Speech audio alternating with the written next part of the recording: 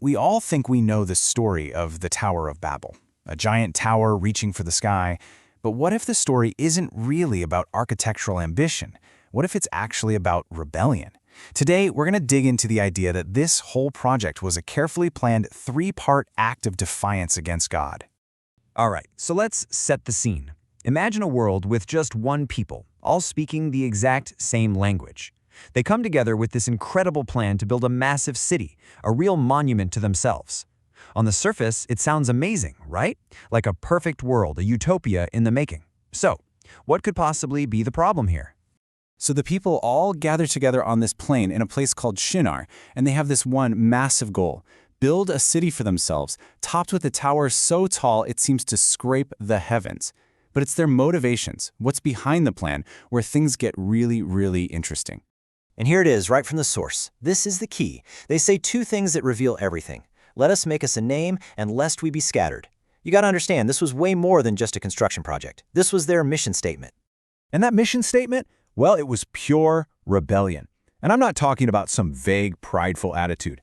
We're looking at three specific, distinct acts of defiance against the authority and the direct commands of Yahweh. So yeah, this wasn't just one rebellious act. It was a trifecta: a rebellion of identity, a rebellion of authority, and a rebellion of command. Let's break down exactly what that means, one by one. Okay, first, let us make a name. Instead of living under God's name, which was the whole point, they wanted to make their own name great. It was about building their own brand, their own glory. It was basically the ultimate way of saying, we've got this, we don't need you. Second, that rebellion of authority. See that tower reaching for the heavens? It wasn't just about height. It was symbolic. It was their attempt to seize control, to build their own stairway to heaven, on their own terms, instead of following the path God had already laid out for them. And finally, we get to the most direct act of disobedience. Their whole reason for building the city was to stick together, lest we be scattered. Well, this was in flat-out defiance of one of God's very first commands to humanity: be fruitful, multiply, and fill the earth. And what do? The exact opposite. They huddle together. So you have to wonder, how did Yahweh see this whole project unfolding? Well, the text says he came down to check it out, and what he observes really gets to the core of the danger he saw in this unified, rebellious humanity. See, God wasn't just looking at the bricks and mortar of one tower. He saw the bigger picture, a dangerous pattern. With one language and one purpose, a humanity united in defiance could become this unstoppable force for rebellion. There'd be nothing to hold them back. And this is his powerful conclusion. If they stay as one people with this singular focus, their potential for rebellion is literally limitless.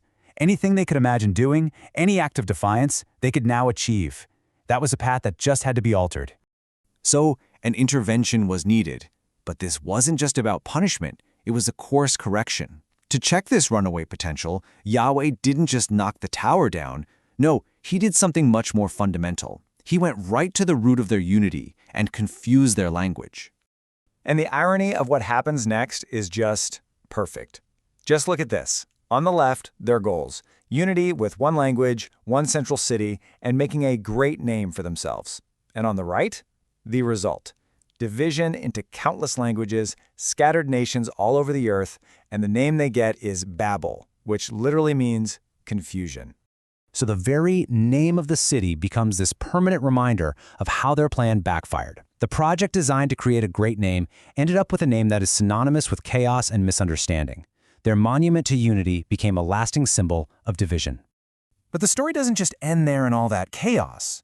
In fact, this scattering is a huge turning point. The focus of the entire narrative pulls way back from all of humanity and then zooms right in on one very specific family line. So, immediately after the Babel story, the Bible gives us this family tree. You can see it here. It starts with Noah's son, Shem, and then it traces the line down generation after generation until we land on a man named Abram. So you see, the scattering wasn't just a punishment. It was a reset. It was the end of one chapter, the story of a unified but rebellious humanity, and the beginning of a whole new one, the story of God choosing to work through one man and his descendants. And that kind of leaves us with one last big thought to chew on. Why? Why would this epic story of human pride, of rebellion and divine judgment, be the exact event that sets the stage for calling Abram, the very man who would become the father of a nation chosen to represent God to the world. It's a fascinating question about failure, redirection, and divine purpose.